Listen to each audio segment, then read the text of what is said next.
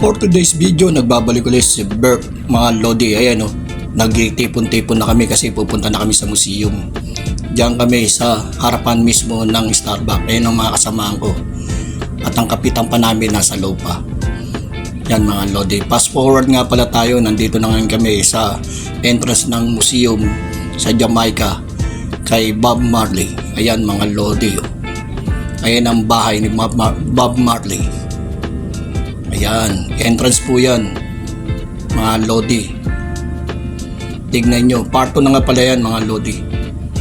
Yan o, entrance ng bahay ni Bob Marley. Yan mga Lodi. Kita nyo yan. Yan ang isang tour guide. Makikipagkwento sa kasamahan ko. Yan o. Yan ang kapitan namin. Yan ang museum ni Bob Marley mga Lodi. Yan, pakuha-kuha muna kami dyan, pa-selfie-selfie. Yan nga pala, $25 yan ang ticket namin. Kaso yung problema dyan, hindi kami makakapasok sa loob ng bahay mismo nila kasi bawal ang cellphone. Kaya hanggang dyan lang kami. Yan. Pero pumunta rin kami sa loob doon. Anong history ng pagkamatay ni Bob Marley. 1945 kasi siya pinanganak. Tapos si Bob Marley ay namatay ng 1981.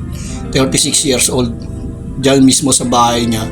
Ang kinamatay niya, mga Lodi, concert yun Binaril siya tapos politika. Mga Lodi. Yan o. Maraming salamat pala sa bumubuo ng aking video. Tumatangkilik. Paki-like and share and subscribe na rin sa YouTube channel ko mga Lodi. Ayan o. Mga Lodi. Yan ang kasamahan ko pa. Yan pa kami mamaya pa kasi kami mamaya. Papasok kami. Yan ang mga bahay dyan Yan ang pinakamalaki rin yan mga Lodi. 1 hectare din yan. Pero yung sa loob ng mismo ng bahay nila, nando doon, mga maliit lang. Yan Ayan nakita niya yung Land Rover na yan. Patapos na kami dyan mga Lodi. 1976 yan. Galing galing pang London yan mga Lodi. Vintage na yan. Tignan nyo, Land Rover na yan kay Bob Marley. Hindi mo, na-preserve nila. Napakaganda pa rin yan Yan mga Lodi. Land Rover mga Lodi. Yan maraming salamat ulit sa matangkilik ng aking video. Yan, tapos na po ako dyan mga Lodi. Yan Land Rover niya. Maraming salamat. Thank you for watching.